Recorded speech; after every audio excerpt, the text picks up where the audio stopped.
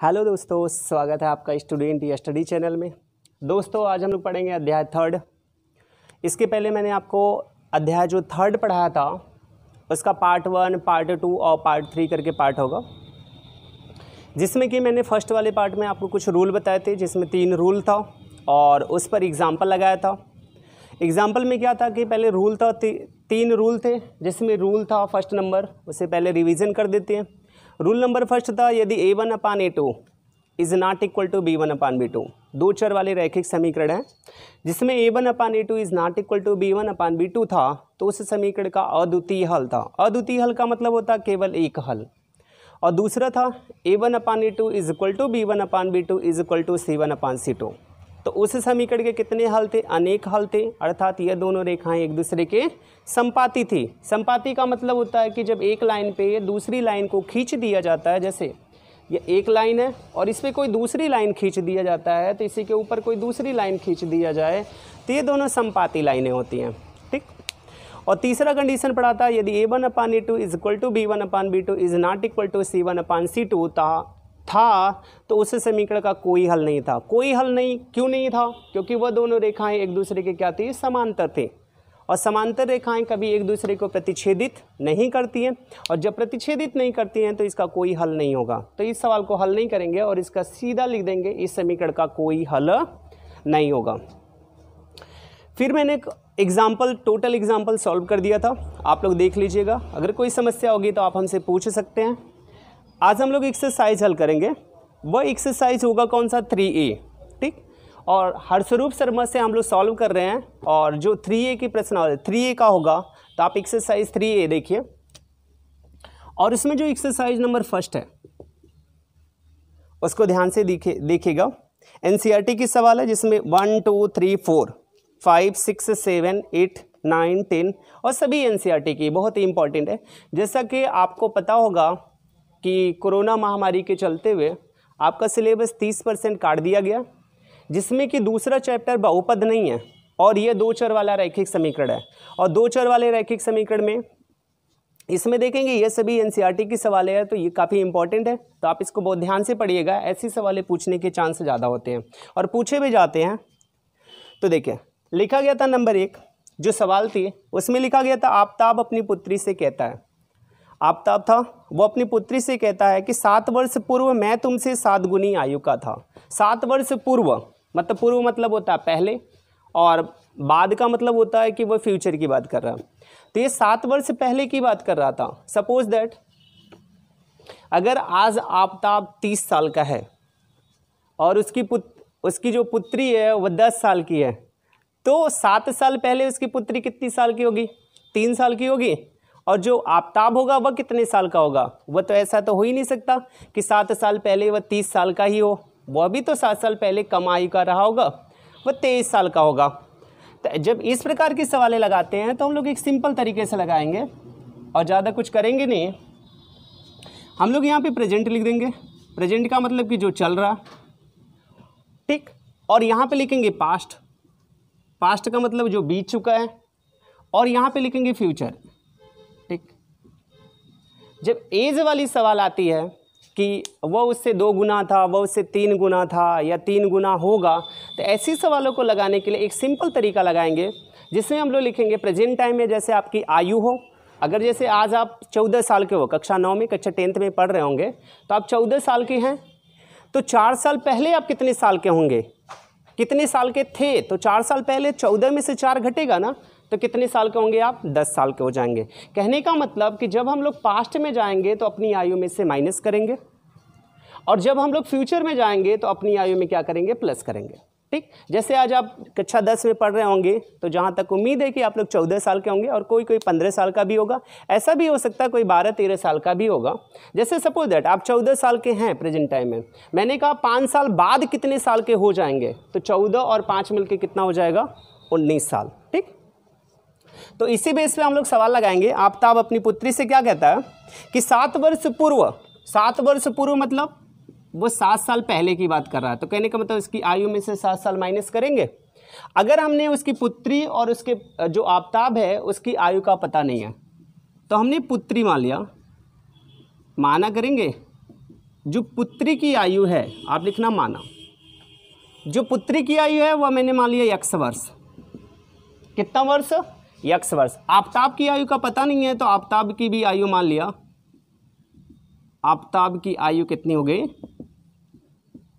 y वर्ष हो गया। दो चर वाला रैखिक समीकरण में पढ़ना है क्योंकि अध्याय 3 है, तो एक चर x मान लिया, दूसरा चर क्या हो गया? y। जब 7 वर्ष पूर्व की बात करेगा तो पुत्री की आयु कितनी होगी? जब वह x साल का है, मतलब मान लीजिए वह 14 साल की है तो 7 साल पहले वह 7 ही साल की होगी ना, 7 इसमें से घट जाएगा। तो वैसे ही 7 साल की बात कर रहा है तो ये माइनस कर देंगे, तो जो पुत्री हो जाएगी, जो पुत्री हो जाएगी वह x - 7 वर्ष की हो जाएगी। और जो आफताब होगा, आफताब उसका पिता है, जो आफताब होगा वह y - 7 वर्ष का हो जाएगा। पुत्री की जो आयु थी वह मैंने प्रेजेंट टाइम में x वर्ष मान लिया और आफताब की आयु y वर्ष। जो 7 वर्ष पूर्व की बात करेगा तो पुत्री की आयु 7 वर्ष से घटेगा। ऐसा तो है नहीं कि पिता वहीं रह जाएगा। पिता 30 साल का है तो पिता 30 ही साल के होंगे, 7 साल पूर्व 30 ही साल के थे, तो ऐसा होगा नहीं, उनकी भी आयु y - 7 हो जाएगी। ठीक, तो कह रहे थे 7 वर्ष पूर्व मैं तुमसे 7 गुनी आयु का था। 7 वर्ष पूर्व मैं कितनी आयु का था? 7 गुनी आयु का था। मतलब आफताब की जो आयु है, एकदम समीकरण पे ध्यान देना, जो आफताब की आयु है वो जो उनकी पुत्री की आयु का, पुत्री की आयु का 7 गुना। कितने वर्ष पूर्व? 7 वर्ष पूर्व। समीकरण पे ध्यान दीजिएगा आप लोग। लिखा गया था 7 वर्ष पूर्व जो आफताब की आयु है वो पुत्री की आयु का कितना गुना है? 7 गुना। तो आफताब की 7 वर्ष पूर्व आयु है कितनी? 7 वर्ष पूर्व आफताब की आयु कितनी है? y - 7। और जो पुत्री की आयु है वह कितनी है? x - 7 गुणे 7 गुना। मैंने आपसे कहा था जब गुना होगा तो गुणा कर देंगे, जब कम होगा तो माइनस कर देंगे, जब अधिक होगा तो प्लस कर देंगे। यहाँ पर तो गुना था तो मैंने गुना कर दिया, गुणे 7 कर दिया। ठीक, फिर मैंने लिखा y - 7, 7 का मल्टीप्लाई x के साथ तो 7x हो जाएगा, और 7 का मल्टीप्लाई 7 के साथ तो 7 7 कितना हो जाएगा? 49 हो जाएगा। ठीक, अब उसके बाद 7x इधर प्लस है तो इधर आके माइनस हो जाएगा, तो ये हो जाएगा -7x, और ये प्लस y है तो plus y is equal to, ये -49 है तो -49 प्लस कितना हो जाएगा? 7। ओके दोस्तों, फिर ये हो जाएगा -7x plus y is equal to, -49 में से 7 निकल गया तो -42 हो गया, -42। ये आपका समीकरण हो गया। ये पहला बीजगणितीय रूप रहा। ठीक, अब उसके बाद आप अपनी बुक में ध्यान दीजिएगा, उसमें साफ साफ वर्डों में लिखा गया। फिर कह रहा था 3 वर्ष बाद मैं तुमसे केवल 3 गुनी आयु का रह जाऊंगा। जब आप लोगों ने पढ़ा होगा गा गे गी आता है तो वह फ्यूचर टेंस की बात करता है, जब थे था थे थी की बात करता है तो वह पास्ट टेंस की बात करता है, और जब है आता है तो वह प्रेजेंट टेंस की बात करता है। वैसे तो हम मैथ पढ़ा रहे हैं, आप लोग बस थोड़ी बहुत नॉलेज दे रहे हैं। तो ये गा की बात कर रहा है, और कितने वर्ष बाद? 3 वर्ष बाद। जब 3 वर्ष बाद है तो 3 जोड़ देंगे। तो बताओ पुत्री की आयु x वर्ष है, जैसे 14 वर्ष है तो 3 वर्ष बाद वह कितने साल की हो जाएगी? 17 साल की। तो मान लीजिए पुत्री की साल x वर्ष है तो पुत्री कितनी साल की हो जाएगी? x + 3 वर्ष। ठीक, ऐसा नहीं तो जब पुत्री की आयु बढ़ेगा तो पिता की भी आयु तो बढ़ेगी। जो पिता है, पिता कौन सा है? आफताब है। जो आफताब की आयु हो जाएगी वह कितनी हो जाएगी? y + 3 वर्ष। कितनी वर्ष? y + 3 वर्ष। कह रहा था 3 वर्ष बाद मैं तुमसे केवल 3 गुनी आयु का रह जाऊंगा। कितनी आयु का? 3 गुनी। जो आफताब की आयु है, इसका समीकरण बनाते हैं। जो आफताब की आयु है वो किसकी आयु का? पुत्री की आयु का, अपनी पुत्री का है, किसी दूसरी की पुत्री नहीं है, उसी की पुत्री है। अपनी पुत्री की आयु का कितना गुना? 3 गुना। अपनी पुत्री की आयु का 3 गुना। तो आफताब की आयु है कितनी 3 वर्ष बाद? y + 3 इज इक्वल टू, पुत्री की आयु है कितनी? x + 3 का 3 गुना। 3 गुना मतलब गुणे 3, ये हो जाएगा, गुणे 3 कर दिया। अब उसके बाद हम लिखेंगे y + 3, y + 3 लिख दिया। 3 का मल्टीप्लाई x के साथ तो ये हो जाएगा 3x, और 3 का मल्टीप्लाई 3 के साथ हो जाएगा, तो 3 3 का कितना हो जाएगा 9। अब देखेंगे 3x इधर प्लस है तो इधर आके माइनस हो जाएगा, तो ये 3x क्या हो जाएगा माइनस, तो आपका हो जाएगा 3x प्लस y, और ये 3 इधर प्लस है तो इधर आके माइनस हो जाएगा, ये हो जाएगा 9 माइनस 3, और आपका हो जाएगा minus 3x plus y is equal to 9 में से, मतलब सॉरी 9 में से 3 निकला 6, ये समीकरण नंबर 2। अब देखेंगे समीकरण नंबर 1 यहाँ पर है और समीकरण नंबर 2 यहाँ पर है। ठीक, अब दोस्तों पहले इसको समझते हैं। ये इसको बोला जाता है बीजगणितीय रूप। बीजगणितीय रूप हो गया। फिर इसके बाद कह रहा था कि बीजगणितीय रूप एवं ग्राफीय रूपों में व्यक्त करिए। तो मैंने आपसे इसके पहले वाले वीडियो में मैंने आपको एग्जाम्पल बताया था कैसे इसका ग्राफीय रूप दर्शाया जाता है। तो हम आपसे उम्मीद करते हैं कि आप पिछला वाला वीडियो देखेंगे, और पिछले वाले वीडियो को देखने के बाद आप इन सवालों का मैंने बीजगणितीय रूप लिख दिया है, और आपका 2 समीकरण बन चुका है, और आप 2 समीकरण को ग्राफीय रूप में व्यक्त कर लेंगे। ठीक, कैसे व्यक्त करेंगे वो वीडियो देख के आप लोग क्या करना है, समीकरण 1 लिखना, और समीकरण 1 में x बराबर 0 रख देना, तो इससे y का मान निकल जाएगा, पहला बिंदु मिल जाएगा। फिर y बराबर 0 रख देना, फिर x के मान निकल जाएंगे, ये दूसरा बिंदु निकल जाएगा, और 2 बिंदुओं से होके आपको रेखाएं खींच देना। ठीक, पहले हम लोग इस क्वेश्चन को समझते हैं। ऐसे क्वेश्चन जो यूपी बोर्ड के एग्जाम होते हैं उसमें ज़्यादा पूछे जाते हैं, कम से कम 1 सवाल पूछी जाती है, वो ज़्यादा नंबर की होती है, 5 से 7 नंबर की होती है। तो आप ऐसी सवालों को बहुत ध्यान से देखिएगा। जब ऐसी सवालों में होगा तो थोड़ी टेंस का प्रयोग करना। जब वो प्रेजेंट की बात करेगा तो उसमें है लिखा होगा, जब वो पास्ट की बात करेगा तो था, थे, थी लिखा होगा। अगर वह फ्यूचर की बात करेगा तो उसमें क्या लिखा होगा, गा, गे, गी लिखा होगा। ठीक, तो पहले हम लोग क्या करेंगे, ऐसे ग्राफ दर्शाएंगे। यहाँ पे लिखेंगे पास्ट, यहाँ पे लिखेंगे प्रेजेंट, यहाँ पे लिखेंगे फ्यूचर। अगर हम लोग पास्ट में जाएंगे तो अपनी आयु में माइनस करेंगे। जैसे आज हम 47 साल के हैं, देखने में नहीं लग रहा होगा, लेकिन आज हम 47 साल के हैं, तो 10 साल पहले कितने साल के थे, तो 37 साल के रहे होंगे। और ये बताइए 10 साल बाद कितने साल के होंगे कितने, आज 47 के, तो बाद में कितने हो जाएंगे, 57 हो जाएंगे। ठीक, तो ऐसा नहीं कि आप सीरियस ले लीजिएगा, ये थोड़ी सी वैसे ही बस समझाने के लिए आपको बताया था।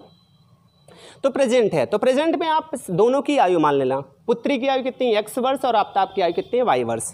ठीक, और कह रहा था 7 वर्ष पूर्व, जब मैंने कहा था पूर्व करेंगे तो माइनस करेंगे आयु में। 7 वर्ष पूर्व जो पुत्री की आयु है वह आफताब की आयु, जो आफताब की आयु है वो पुत्री की आयु का कितना है, 7 गुना।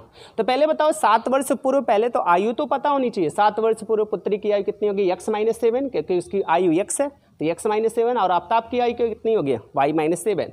तो आफताब की आयु पुत्री की आयु की कितनी गुना है, 7 गुना। तो मैंने लिख दिया y - 7, पुत्री की आयु कितनी है, x - 7, 7 गुना मतलब गुणे 7। जब गुना कहेगा तो गुणा करेंगे, जब कम कहेगा तो माइनस करेंगे, मतलब घटा देंगे, जब अधिक कहेगा तो इसमें जोड़ देंगे। ठीक, इससे मैंने समीकरण नंबर फर्स्ट बना लिया। फिर इसने कहा था 3 वर्ष बाद, 3 प्लस लिखा गया ना, तो देखिए यहाँ पे सब क्लियर है। 3 वर्ष बाद जो पुत्री की आयु है, पुत्री की आयु है कितनी प्रेजेंट में, x वर्ष, तो पुत्री की आयु x + 3 वर्ष हो जाएगी। और जो आफताब की आयु है वह कितनी, y वर्ष, तो ये कितने हो जाएगा, y + 3। कह रहा है 3 वर्ष बाद जो आफताब की आयु होगी वह पुत्री की आयु का कितना गुना होगा, 3 गुना। तो आफताब की आयु है कितनी, y + 3, और पुत्री की आयु कितनी है, x + 3 गुणे 3 गुना मतलब 3 गुना। ये समीकरण नंबर दूसरा बन गया। ये इसको बोला जाता है बीजगणितीय रूप। और ये बीजगणितीय रूप में व्यक्त करने के बाद आप इसको क्या करेंगे, ग्राफीय रूप में निरूपण करेंगे। ठीक, और ग्राफीय रूप में निरूपण करने के लिए बहुत ही सिंपल तरीका है। पहले आप उसमें x बराबर 0 रख देंगे। चलिए एक समझाते हैं और बाकी आप सवालें लगा लेना। ठीक, ये आपके पास 2 समीकरण बने। ये तो पहले मैंने इसका बीजगणितीय रूप लिखा। पहला जो समीकरण आया आपका आया -7x + y = -42, और जो दूसरा समीकरण आया वो आ गया -3x + y = 6। ठीक, अगर आपको समीकरण नहीं समझ में आ रहा होगा, ऐसा कोई जरूरी नहीं कि आप आंसर मैच कराओ तो ये बीजगणितीय रूप नहीं आया होगा। ये कभी कभी इसके माइनस कॉमन कर देगा। जब ये माइनस कॉमन करेगा तो माइनस और माइनस मिलकर क्या हो जाएगा, प्लस। और इस समीकरण को इस तरीके से भी लिखा होगा, ये गलत तरीका नहीं है, इसने माइनस कॉमन कर लिया होगा तो ये हो जाएगा 7x, ये प्लस है तो ये माइनस हो गया होगा, = क्या हो जाएगा 42, ये प्लस है। ये समीकरण नंबर फर्स्ट ऐसे भी लिखा होगा। ठीक, ऐसा मत सोच लेना कि वह सवाल गलत है। जो दूसरा समीकरण वो उसको ऐसे इस तरीके से लिख दिया होगा 3x - y = -6, उसमें से भी माइनस कॉमन कर दिया होगा, जहां तक ये लिखा होगा बीजगणितीय रूप। ओके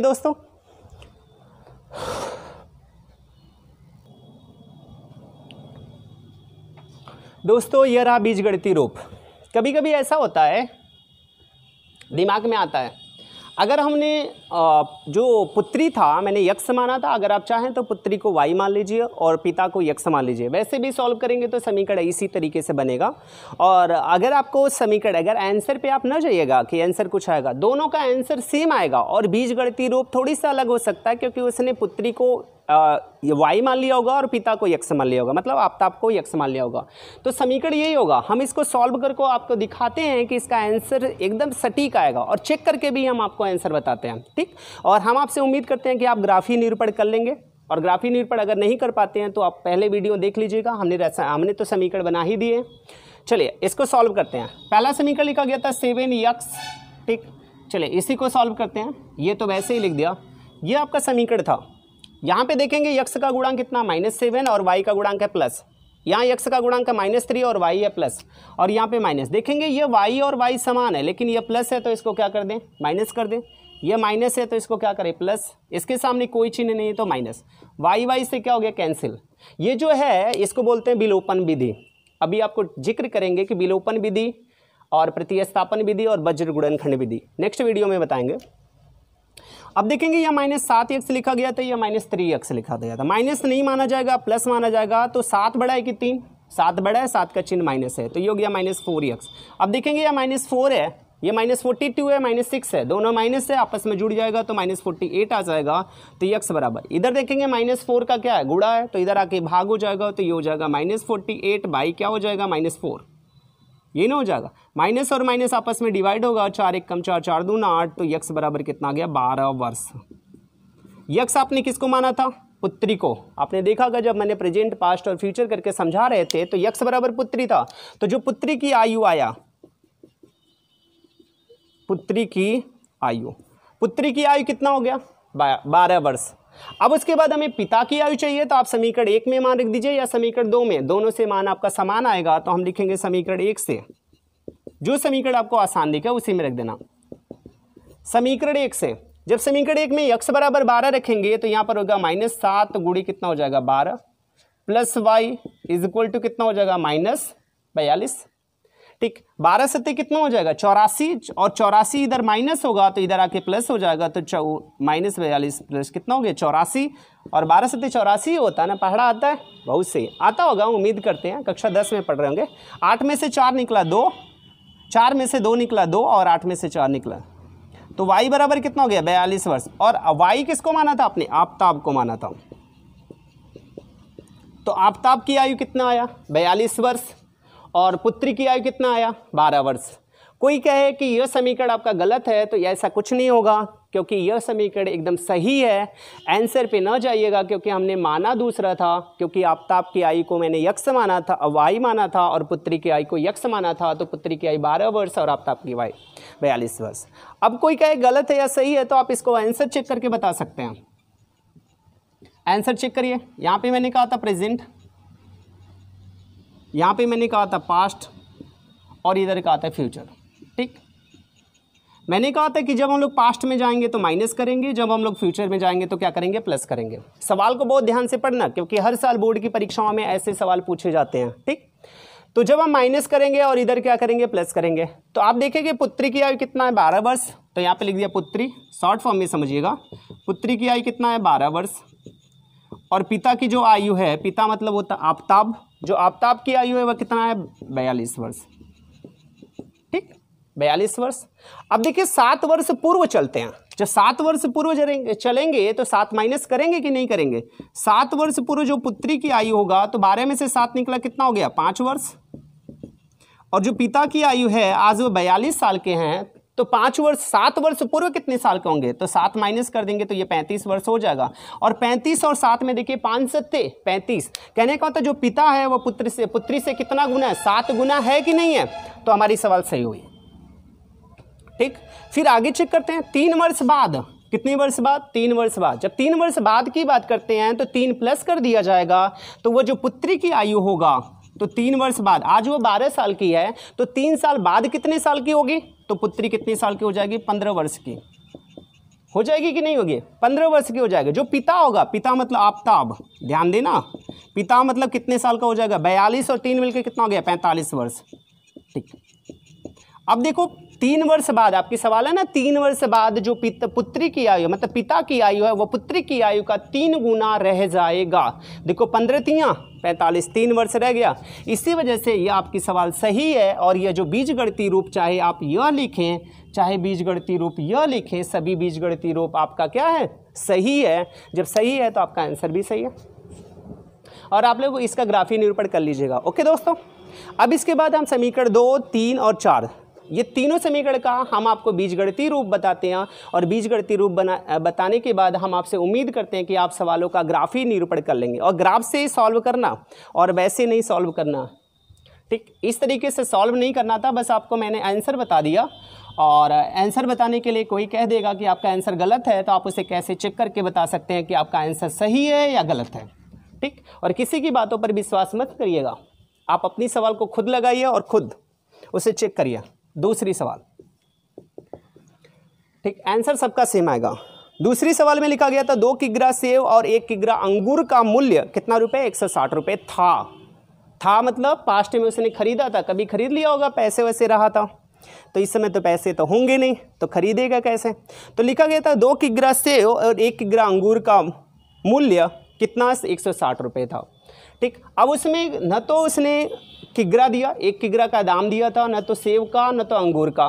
तो आप कैसे निकालेंगे, तो आपको बीजगणितीय निरूपण करना होगा। तो पहले लिखा गया था 2 किग्रा सेव, तो पहले लिखना माना जो सेव का मूल्य है, जो सेब का मूल्य है वह मैंने मान लिया 100 रुपये, कितना रुपये, 100 रुपये। और जो अंगूर का मूल्य है वो कितना रुपये हो गया, 22 रुपये। बहुत ही आसान सवाल होगी, बीजगणितीय रूप में निरूपण करेंगे। अब बताओ, आपने 1 किलो सेब 100 रुपये का और 22 किलो मतलब अंगूर का मूल्य कितना हो गया, 22 रुपये।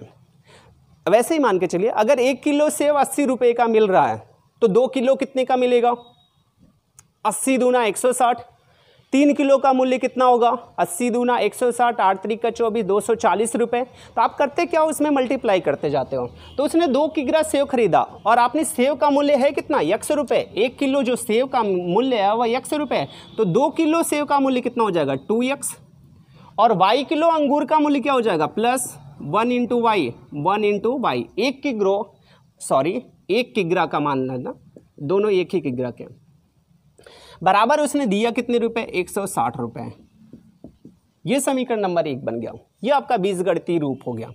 अगर आप चाहें तो इसको ऐसे भी लिख सकते हैं, 2x और 1 को लिखा नहीं जाता तो आपने लिख दिया 2x प्लस वाई बराबर 160। ये समीकरण नंबर आपका क्या बन गया, 1। फिर दूसरा लिखा होगा कि 1 महीने बाद, कितने महीने बाद, 1 महीने बाद जब वो गया, पहले वह 1 महीने पहले खरीदा था, फिर 1 महीने बाद गया तो उसने 4 किग्रा सेव और 2 किग्रा अंगूर का मूल्य 300 रुपये दिया। अब उसने कितना खरीदा, 4 किग्रा सेव खरीदा, तो 1 किग्रा का दाम 100 रुपये, तो 4 किग्रा का दाम कितना हो गया, 4x।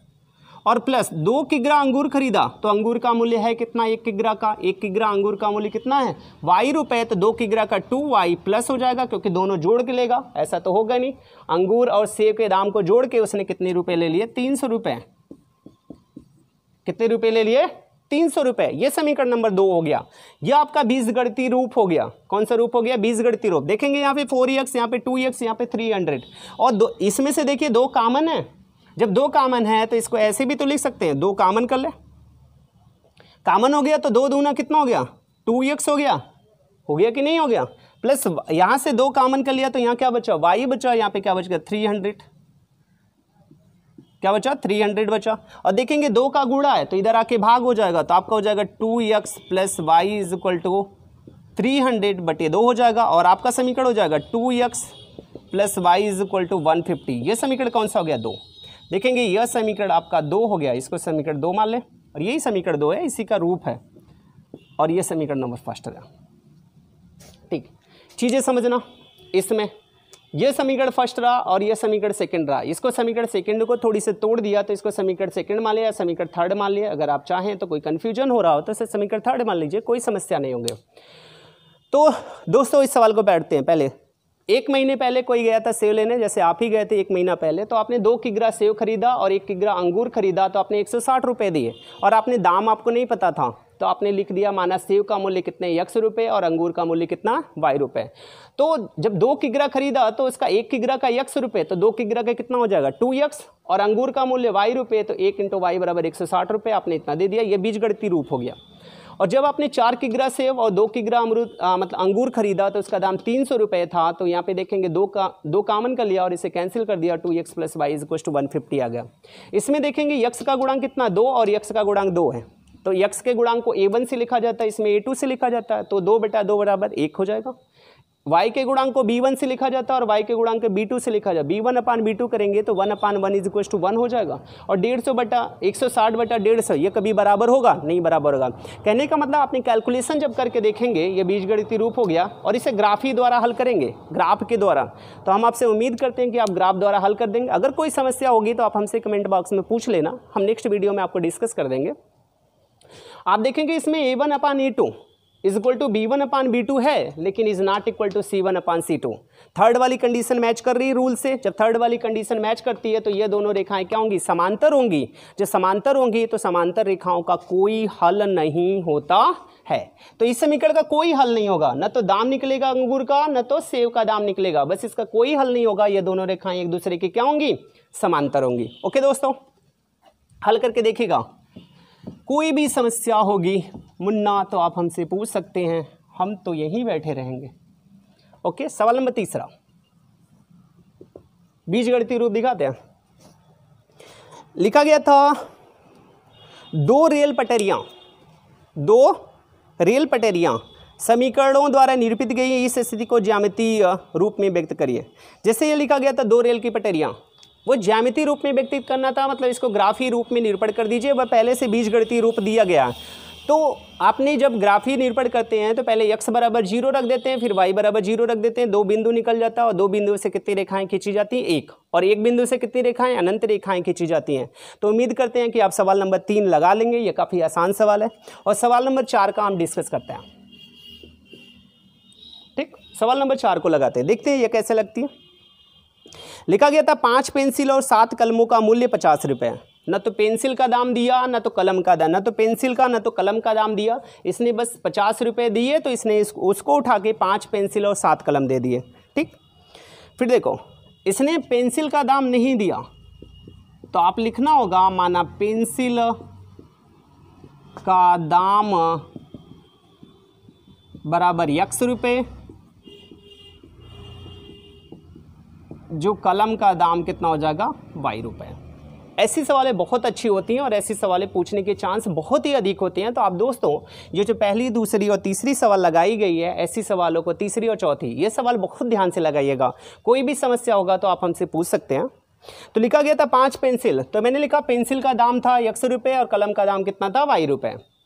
जब आप गए 5 पेंसिल खरीदने तो एक का दाम x रुपये, जैसे एक कलम 3 रुपये, एक पेंसिल 3 रुपये की मिल रही हो तो 5 पेंसिल कितने रुपए की मिलेगी, तो 5 × 15 होगा।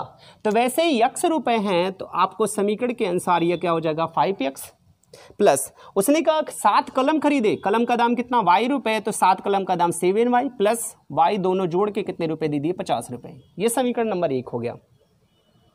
और जो दूसरा लिखा था 7 पेंसिल और 5 कलम का मूल्य, अब उसने 7 पेंसिल खरीद लिया, तो एक पेंसिल का दाम x रुपये, तो 7 पेंसिल का दाम 7x, और 5 कलम खरीद लिए, कलम का दाम है कितना y रुपये, तो कितना हो गया 5y, और दोनों मिला के कितने रुपए उसने दे दिए 46 रुपये 46।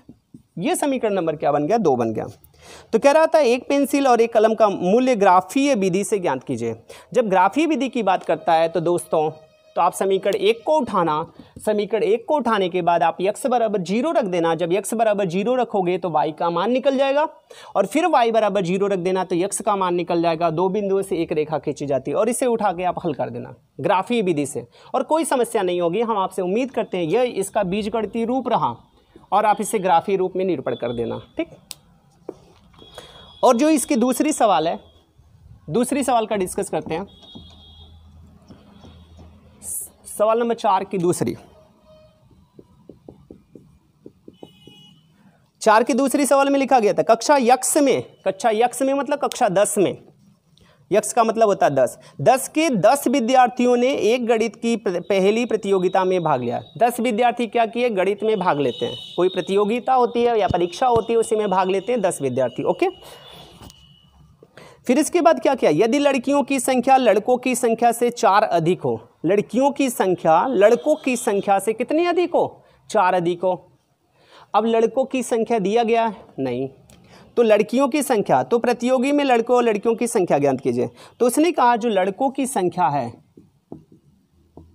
किसकी संख्या, मैंने लड़कों की संख्या को काम मान लिया x माना, तो उसने कहा जो लड़कियों की संख्या है वह लड़कों की संख्या से 4 अधिक है। समीकरण समझना, लड़कियों की संख्या लड़कों की संख्या से 4 अधिक, यही ने कहा समीकरण में। तो कह रहा था तो प्रतियोगिता में भाग लेने के लिए लड़कों और लड़कियों की संख्या ज्ञात कीजिए। अब देखो दोनों की संख्या ज्ञात करना, अब हम ज्ञात कैसे करेंगे। कह रहा था जो लड़कियों की संख्या वह लड़कों की संख्या से कितनी अधिक है, 4 अधिक है। ठीक, इस समीकरण का लड़कियों की संख्या लड़कों की संख्या मैंने क्या मान लिया x। और कक्षा 10 में 10 विद्यार्थियों ने एक गणित की पहली प्रतियोगिता में भाग लेते हैं। कितने विद्यार्थी, 10 विद्यार्थी। और उसमें क्या होता है, जब 10 विद्यार्थी होते हैं तो विद्यार्थी जब बोल दिया जाता है तो इसमें लड़के और लड़कियां दोनों आ जाते हैं। तो लड़के और लड़कियां जब दोनों आ जाते हैं तो इसमें 10 है, तो मैंने लड़कों की संख्या को x मान लिया और जो लड़कियों की संख्या है, लड़कियों की भी संख्या नहीं पता थी तो उसे y मान लिया। ठीक, अब कहता है लड़कियों की संख्या लड़कों की संख्या से 4 अधिक, लड़कियों की संख्या है कितनी, y, लड़कों की संख्या है कितनी, x से 4 अधिक, अधिक का मतलब होता है +4, अगर कम कहता तो -4 बराबर, यह समीकरण बन गया। इसको समीकरण 1 ले लिया, समीकरण इसको 2 मान लिया। पहला वाले पे फोकस करना, प्रतियोगी परीक्षा में कितने लोग भाग लेते हैं, 10 विद्यार्थी भाग लेते हैं। कितने विद्यार्थी, 10 विद्यार्थी। तो कहने का मतलब उसमें लड़के भी होंगे और लड़कियां भी होंगी, मिला के कितने होंगे, 10। x + y = 10। कहने का मतलब लड़कों की संख्या लड़कियों की संख्या टोटल मिला के थी कितनी, 10। और 10 वाले में लड़कियों की जो संख्या थी वह लड़कों की संख्या से कितनी अधिक थी, 4 अधिक थी। तो मैंने समीकरण बना दिया। ठीक, अब देखेंगे इसमें y प्लस है तो इधर आके माइनस हो जाएगा, तो -x + y = 4 हो जाएगा। ये समीकरण नंबर 3 बना ले। और समीकरण नंबर 1 को इसके नीचे लिख देना, तो x + y बराबर कितना हो गया, 10। ये समीकरण नंबर फर्स्ट था। देखेंगे यहाँ पे x माइनस है, यहाँ पर x प्लस है, ये दोनों आपस में कैंसिल, y और y मिला के कितना हो गया, 2y। और 10 और 4 मिला के कितना हो गया, 14। तो y बराबर कितना हो गया, 14/2 बराबर 2 7 14। आपने y माना किसको है, लड़कियों की, तो लड़कियों की संख्या 7 हो गई। जब लड़कियों की संख्या 7 हो गई तो x + 7 लिखेंगे समीकरण 1 से। वैसे भी बता दीजिए, जब लड़कियों की संख्या 7 हुई तो लड़कों की संख्या होगी कितनी, 3 होगी ना, तभी ना 7 और 3 मिला के 10 होगा। आप लिखेंगे समीकरण 1 से, किससे, समीकरण 1 से। तो यहाँ पे लिखेंगे x + y, y का मान है 7 बराबर 10, तो x बराबर क्या हो जाएगा, 10 - 7, तो x बराबर कितना हो गया, 3।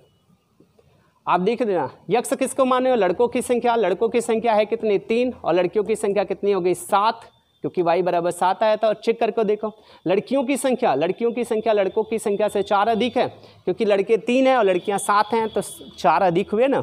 ये आपकी सवाल रही। और इसको हल कैसे करना था, लड़कों और लड़कियों की संख्या क्या, प्रतियोगी में भाग लेने वाले, इसको किसी ग्राफी विधि से नहीं हल करना था। आप ऐसे आंसर निकाल देना और यही आपका फाइनली क्या हो जाएगा, आंसर। और इसमें किसी ग्राफी विधि का जिक्र ही नहीं किया। ओके दोस्तों, तो हम आपसे बस एक ही उम्मीद करते हैं कि आप ग्राफ अच्छे तरीके से सीख जाइए।